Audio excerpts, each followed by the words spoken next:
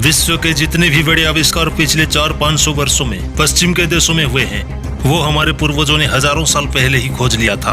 हमारे वेद, पुराण, उपनिषद, रामायण, महाभारत आदि में सभी बड़े से बड़े आविष्कार मिल जाते हैं, जैसे राडार तकनीक, गोमूत्र को सोने में बदलने की तकनीक, मिसाइल तकनीक, ब्लैक होल का सिद्धांत, सापेक्षता का सिद्धांत, क्वांटम सिद्धांत, पुष्पक विमान, संजय द्वारा दिव्य दृष्टि की तकनीक, नारद जी का टाइम ट्रैवल, संजीवनी औषधि, प्लास्टिक सर्जरी, कई सिर वाले लोग और भांति भांति प्रकार के उपकरण इत्यादि। ये काम भारतीय के लिए बहुत ही गर्व की बात हो सकती है, लेकिन भ्रमित करने वाले झूठे गर्व से कड़वा सच हर हाल में अच्छा होता है।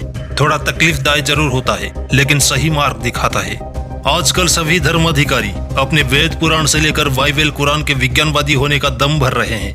जिन वेद पुराण से कुछ सदियों पहले देवी देवता अवतार निकलते रहे, अचानक से इन वेदों से विज्ञान कैसे टपकने लगा।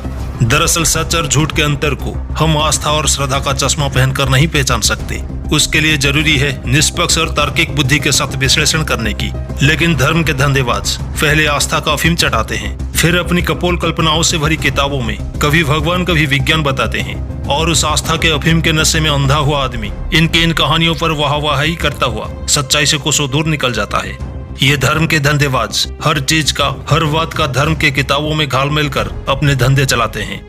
ऋग्वेद हो या अन्य वेद, आस्था के अधीन इन्हें सबसे प्राचीन और ईश्वर रचित ग्रंथ कह दिया जाता है, और ये भी कह दिया जाता है इसमें जो लिखा है वही अंतिम सत्य है। सिंधु घाटी सभ्यता विश्व की सबसे उन्नत और प्राचीन सभ्यता मानी जाती है। इस सभ्यता की खुदाई में कहीं तक भी वेदों की भाषा संस्कृत की कोई निशान नहीं मिलता, बल्कि सभ्यता की लिपि को अभी तक पढ़ा नहीं जा सका।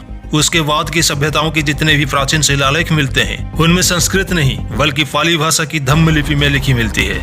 इन ग्रंथों और इनकी भाषा यानी कि संस्कृत के सबसे प्राचीन होने की बात तो सबसे प्राचीन सभ्यताओं की खुदाई से मिली अवशेषों से ही बिल्कुल झूठ साबित हो जाती है। कथित वैदिक वैज्ञानिकों की ओर से कहा जाता है कि जितने भी विश्व में आविष्कार हुए हैं, वो सब हमारे ऋषि मुनियों ने हजारों साल पहले ही कर लिए थे, लेकिन हमारा ज्ञान चोरी हो गया। हमारा ज्ञान जर्मन के अंग्रेज चुरा कर ले गए, और उन्होंने हमारे ही ज्ञान से सारे आविष्कार किए हैं। जिस चोरी के ज्ञान से अंग्रेजों ने इतने आविष्कार किए, उनमें से ये एक भी नहीं बना पाए। जिन्हें संस्कृत नहीं आती थी, उन्होंने यहाँ आकर संस्कृत सीखी, फिर उनके वेद पढ़े और उनमें से सारे विज्ञान निकाल लिया। और इनके पूर्वज जिन्हें ये वेद कंठस्थ थे, वो नहीं निकाल पाए, और उनके चेले चपाटे जो संस्कृत और अंग्रेजी दोनों भाषाओं के विद्वान कहलाते हैं, वो आज भी नहीं निकाल पाए।